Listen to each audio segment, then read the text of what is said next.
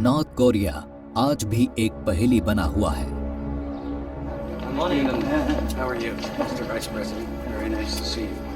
और सिर्फ वही लोग इससे जुड़ी चुनौतियों को समझते हैं जो नॉर्थ कोरियन नेगोशिएटर्स के साथ टेबल पर बैठ चुके हैं। मुझे लगता है कि ये लोग बहुत ज्यादा टफ हैं। They are very well prepared. ये सब कुछ पढ़ते हैं, खासकर मीडिया को। इन्हें इतना टफ सिर्फ इनका कल्चर नहीं बनाता, बल्कि इसके लिए उनका आइसोलेशन जिम्मेदार है। उन पर बंदिशें लगाई गई। नॉर्थ कोरिया के सिटीजन्स शायद ही इस देश से बाहर जाते हों। इस देश के टेलीविजन को हर शाम प्रोग्राम किया जाता है। 3 घंटे तक सरकार बताती है कि लोगों को क्या देखना है, और ये सब लोग अमेरिका से नफरत भी करते हैं। असल में डिप्लोमेसी इन लोगों से वो सब करवाने की कोशिश कर रही है जो ये लोग नहीं करना चाहते। एक दूसरे देश से डील करने के सिलसिले में इन्हें समझाया जा रहा है कि आपको कड़े फैसले लेने होंगे, और आपसे वादा नहीं किया जा रहा कि ये कड़े फैसले खत्म होंगे, लेकिन आपसे ये वादा किया जा रहा है कि भविष्य में ये कड़े फैसले आपको अकेले नहीं लेने होंगे। मुझे ये चीज गिफ्ट नजर नहीं आती। आप डिप्लोमेसी का इस्तेमाल अपने दुश्मनों के साथ करते हैं, दोस्तों के साथ बिल्कुल नहीं। ऐसे में आपको खुद को दूसरे देश की सिचुएशन में रखकर सोचना होता है कि आप किसी प्रॉब्लम को सॉल्व करने के लिए क्या करेंगे। तो ये कोई गिफ्ट नहीं है। इस तरह से आप उनसे बात करते हैं जो आपसे सहमत नहीं है।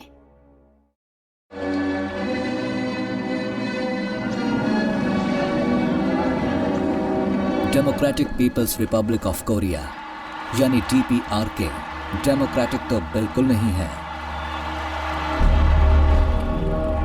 वर्ल्ड वॉर 2 खत्म होने के बाद सबसे पहला काम हुआ सोवियत कम्युनिज्म का फैलाव। अगस्त 1945 में कोरियन पेनिनसुला और उसके लोग 38th पैरेलल पर 2 हिस्सों में बांट दिए गए, और इसके पीछे कोई लॉजिकल वजह नहीं थी। नेशनल जियोग्राफिक के एक नक्शे का इस्तेमाल करके भविष्य में अमेरिका के विदेश मंत्री बनने वाले डीन रस्क और उनके साथी कर्नल चार्ल्स टिक बर्नस्टीन ने ये बंटवारा किया। वो जानते थे कि 38th पैरेलल से जुड़ा ये फैसला आर्थिक या भौगोलिक रूप से बेसिर पैर का था, लेकिन क्योंकि लंबी कोल्ड वॉर शुरू होने वाली थी तो अमेरिका ये चाहता था कि सोल और डेमोक्रेटिक लीनिंग साउथ उनसे गठजोड़ कर ले। मेरा ये पक्का यकीन है कि यहाँ होने वाली हमारी कॉन्फ्रेंसेस कोरियन लोगों की बड़ी मुश्किलों को हल कर देंगी। रस्क और टिक को ये देखकर हैरानी हुई कि अमेरिकन और सोवियत लीडरशिप बिना ज्यादा डिस्कशन किए सहमत हो गई।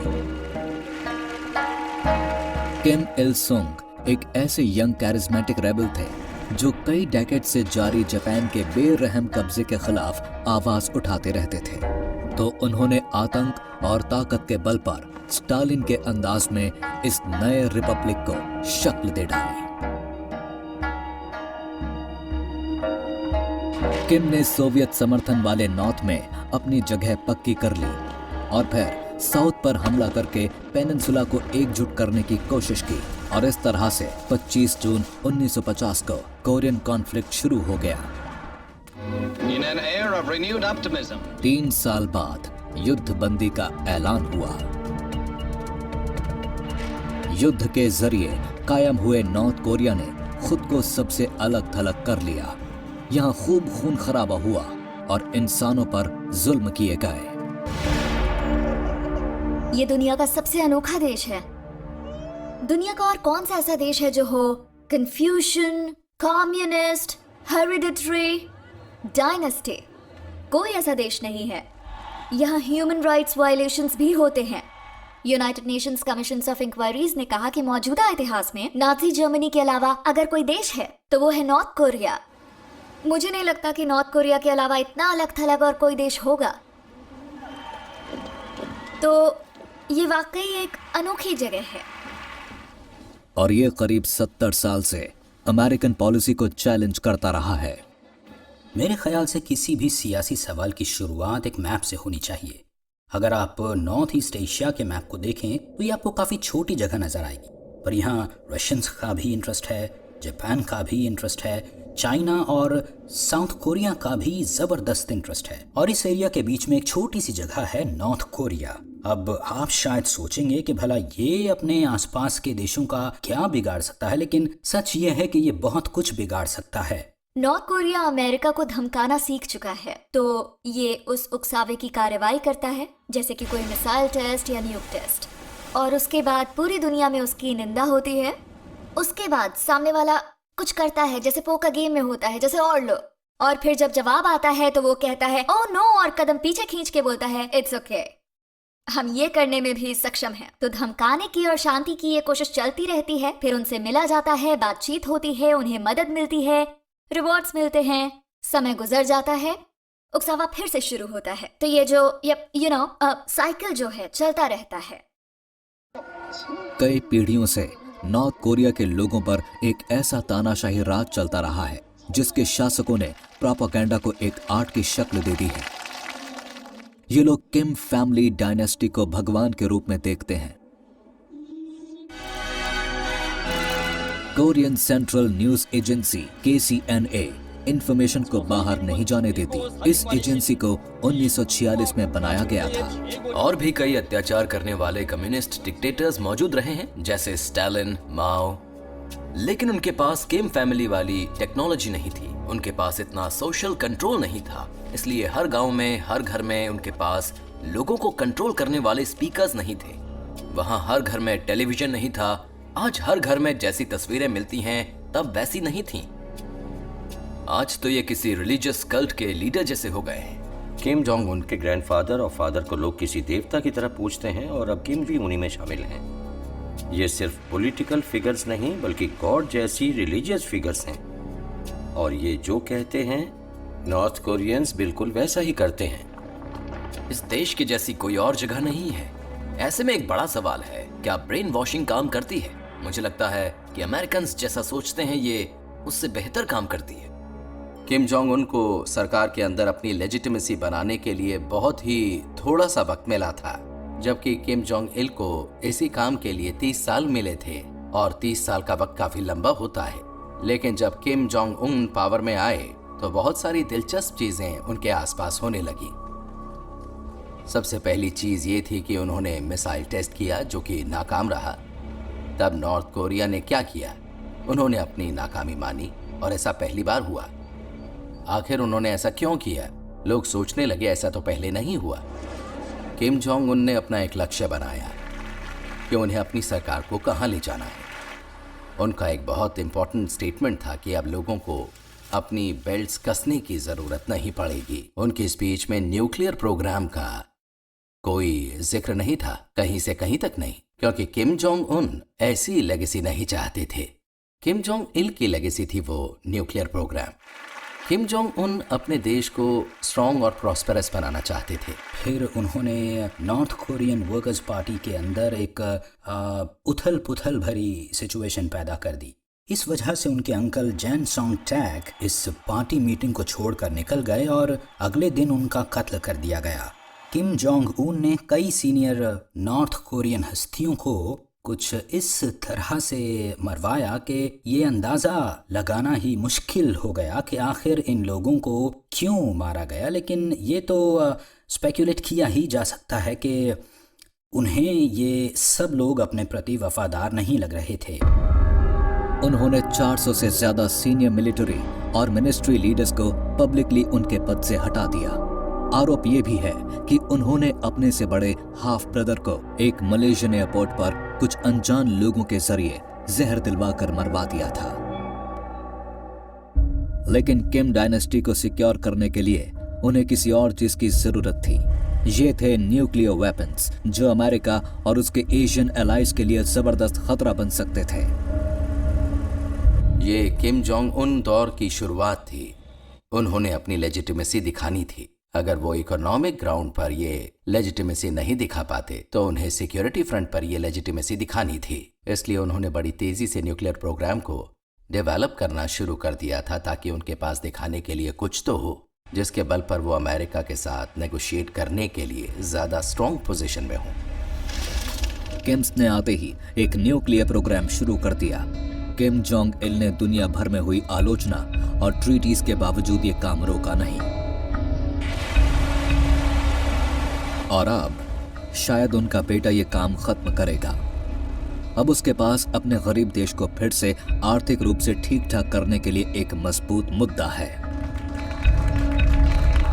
मुझे लगता है अब उनकी पोजीशन काफी मजबूत है। उनके नजरिए से उन्होंने अपने पास न्यूक्लियर पावर जमा कर ली है और इसके बल पर उन्होंने पूरे इलाके को डरा रखा है कि वो कुछ भी करने में सक्षम है।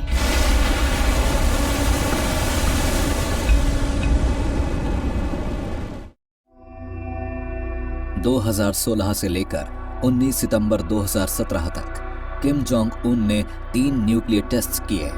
इनमें एक हाइड्रोजन बॉम्ब टेस्ट और 30 शॉर्ट और लॉन्ग रेंज मिसाइल लॉन्चेस थे।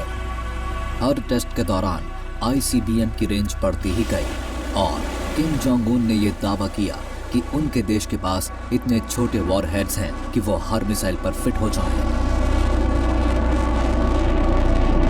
इन 70 सालों में सितंबर 2017 में प्रेसिडेंट डोनाल्ड ट्रंप ने यूएन जनरल असेंबली को एड्रेस किया। नॉर्थ कोरिया के अलावा किसी भी देश ने दूसरे देशों या उनके लोगों के प्रति इतनी लापरवाही कभी भी नहीं दिखाई। ट्रंप ने किम जोंग उन के खिलाफ जबरदस्त स्पीच दी और उनके देश को बर्बाद करने की धमकी भी दे डाली। Rocket man is on suicide mission for himself and for his regime. International community ने ट्रंप के इस भाषण की निंदा की। लगा जैसे वो नॉर्थ कोरिया के प्रोपेगेंडा का शिकार बन गए हैं कि अमेरिका नॉर्थ कोरिया को बर्बाद करना चाहता है।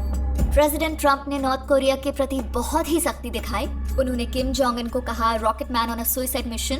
उन्होंने कहा कि जरूरत पड़ने पर हम नॉर्थ कोरिया पर हमला कर सकते हैं। इस धमकी की जरूरत बिल्कुल नहीं थी। मुझे नहीं लगता कि मैटिस या सेक्रेटरी टिलरसन जैसे अनुभवी ऑफिशियल्स नॉर्थ कोरिया को पूरी तरह से बर्बाद करने की सिफारिश करेंगे। तो मेरा ख्याल शायद ये उनके अपने विचार थे। किम जोंग उन ने नॉर्थ कोरिया में इस बात को बार बार इस्तेमाल किया कि अमेरिका उसे बर्बाद करना चाहता है। उन्होंने अपने देश में इस प्रोपेगेंडा को और हवा दी कि अमेरिका नॉर्थ कोरिया को तबाह करने पर उतारू है। मुझे लगता है कि नॉर्थ कोरिया के ऑफिशियल्स ने इस मौके का भरपूर फायदा उठाया और अमेरिका की अप्रोच कुछ हद तक बैकफायर कर गई। और अगर देखें तो अमेरिका नॉर्थ कोरिया को तबाह करने की धमकी देकर उसे डराने की कोशिश कर रहा था। मुझे लगता है कि अमेरिका ने इस दौरान साउथ कोरिया को डराकर नॉर्थ कोरिया के साथ डिप्लोमेसी शुरू करने को किसी हद तक मजबूर कर दिया। यूनाइटेड नेशन सिक्योरिटी काउंसिल ने नॉर्थ कोरिया के खिलाफ आर्थिक प्रतिबंध लगाकर प्रेशर डालने की वकालत की। जहाँ तक हमारा सवाल है, हमने बहुत कोशिशें की, लेकिन अब कोई और रास्ता नहीं बचा है। अब पियोंगयांग और प्रेसिडेंट ट्रंप के बीच कहासुनी बढ़ गई। नॉर्थ कोरिया ये बात समझ ले कि यूनाइटेड स्टेट्स को धमकी देना ठीक नहीं। किम ने ट्रंप को मेंटली डिरेंज्ड डोटर्ड का नाम दिया और ट्रंप ने कहा कि उनका रेड बटन किम के बटन से बड़ा है। फिर भी डीपीआरके ने एक और आईसीबीएम टेस्ट किया। एक्सपर्ट्स का मानना है कि इसकी रेंज कॉन्टिनेंटल यूनाइटेड स्टेट्स तक थी। अमेरिका खुलकर एक ऐसी ब्लडी नॉइस मिलिट्री स्ट्राइक की बात करने लगा जो न्यूक्लियर टेस्टिंग साइट्स को ही तबाह कर देती, लेकिन कुछ एक्सपर्ट्स को ही ये लगता था कि ये एक वायबल सॉल्यूशन है। डिप्लोमेसी एक ऐसा जरिया है जिसका बहुत ज्यादा फायदा नहीं होता, लेकिन नॉर्थ कोरिया जैसे केसेस में अमेरिका के पास बस यही एक जरिया है। 1969 में नॉर्थ कोरिया ने अमेरिका के एक प्लेन को गिराकर कुछ अमेरिकन्स की जान ले ली थी और अमेरिका तभी से नॉर्थ कोरिया को काबू करने के तरीके ढूंढता रहा है। इसीलिए बहुत सारे स्मार्ट ऑफिशियल्स लगातार मिलिट्री ऑप्शंस के बारे में बात करते रहते हैं और जब वो पावर में आते हैं और उन्हें लगता है कि नॉर्थ कोरिया के साथ वॉर के पहले ही दिन शायद 10 लाख लोग मारे जाएंगे, तब उन्हें ये बेस्ट ऑप्शन नहीं लगता और तब उनके पास सिर्फ डिप्लोमेसी का ही ऑप्शन बचता है। मेरे ख्याल से किम जोंग उन पर प्रेसिडेंट ट्रंप की लैंग्वेज का क्या असर पड़ा ये अंदाजा लगाना मुश्किल है। पता नहीं इससे कहीं जापानीज भी तो नहीं डर गए थे। मुझे लगता है कि जब वॉशिंगटन की तरफ से मैक्सिमम प्रेशर पड़ने लगा और उसने नॉर्थ कोरिया को मुंह तोड़ जवाब देने की बात कहनी शुरू की, तो इससे साउथ कोरिया के लोग डर गए होंगे और उन्हें वाकई लगा होगा कि हमारे पास अब ज्यादा वक्त नहीं है, या फिर शायद अमेरिका जो है वाकई मिलिट्री एक्शन कर सकता है। तो हमें इस संकट को किसी भी तरह से सुलझाना होगा, किसी भी तरह। और शायद यही वजह रही होगी कि प्रेसिडेंट मून ने किम को जो है बातचीत करने का न्योता दिया। इस पेनिनसुला पर बढ़ती चिंता के बीच साउथ कोरिया 2018 ओलंपिक गेम्स की तैयारी में जुटा था। इन खेलों से जुड़ी इनसिक्योरिटी की एक वजह भी थी। 30 साल पहले 1988 में साउथ कोरिया में पहली बार ओलंपिक्स होने तय हुए। तब सुप्रीम लीडर किम इल सोंग ने आतंक का माहौल पैदा कर दिया ताकि लोग इन खेलों से दूर ही रहें। इन्वेस्टिगेटर्स को लग रहा है कि संडे को कोरिया का जो एयरलाइनर गिरा है, बहुत मुमकिन है कि उसमें बम 2 पैसेंजर्स ने लगाया था। उन्होंने एक सिविलियन एयरलाइनर को गिरा दिया जिसमें 115 पैसेंजर्स मारे गए। ये एक बड़ा टेरर अटैक था, इसीलिए अमेरिका ने नॉर्थ कोरिया को टेरर के स्पॉन्सर की लिस्ट में डाल दिया। तो इस बात से आपको नॉर्थ कोरिया की बेरहमी का अंदाजा हो जाएगा, और ये भी कि वो कितना सिर फिरा है। उसने एक सिविलियन एयरलाइनर को गिरा दिया जिसमें 115 लोग सवार थे, सिर्फ इसलिए कि वो साउथ कोरिया में हो रहे ओलंपिक्स में इंटरप्ट कर सके। DPRK को इन खेलों में हिस्सा लेने से बैन कर दिया गया, लेकिन खेल चलते रहे। सॉल के लिए ये एक ऐसा बदलाव का दौर था जब ये पॉलिटिकली, इकोनॉमिकली और कल्चरली नॉर्थ कोरिया से और दूर हो गया। इससे दोनों कोरियाज के बीच दुश्मनी और बढ़ी। 2018 के पहले दिन किम जोंग उन ने एक स्पीच दी जब कोरियन पेनिनसुला में तनाव चरम पर था।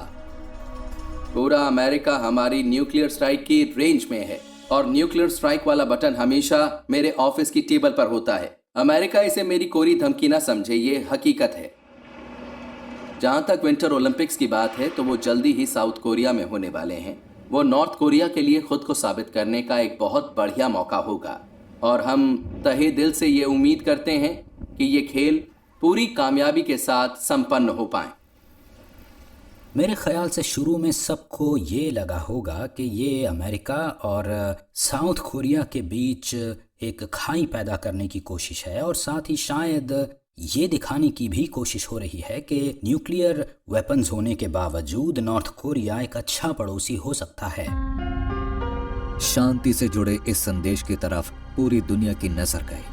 IOC को ये रिक्वेस्ट मिली है कि ये दोनों देश ओलंपिक गेम्स प्योंगचैंग 2018 की ओपनिंग सेरेमनी के दौरान एक देश के तौर पर अपने डेलीगेशंस लाना चाहते हैं, तो हम इसको एक्सेप्ट करते हैं।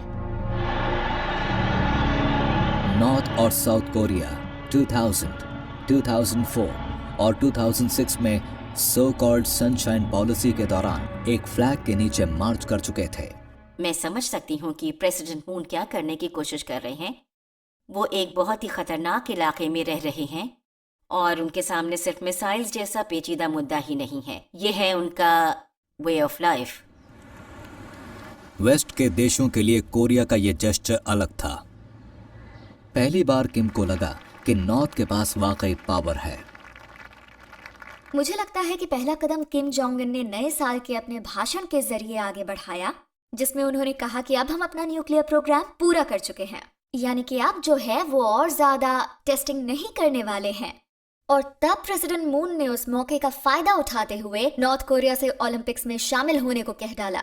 तो पक्के तौर पर तो नहीं कह सकती कि पहले क्या हुआ, पर शायद ऐसा साथ साथ ही हुआ। तो ये दोनों जो हैं, किम जोंग उन और मून जे-इन, साथ साथ इस रास्ते पर आगे बढ़े और फिर साउथ कोरिया में हो रहे ओलंपिक्स में नॉर्थ कोरिया ने अपना एक बड़ा सा डेलीगेशन भेजा।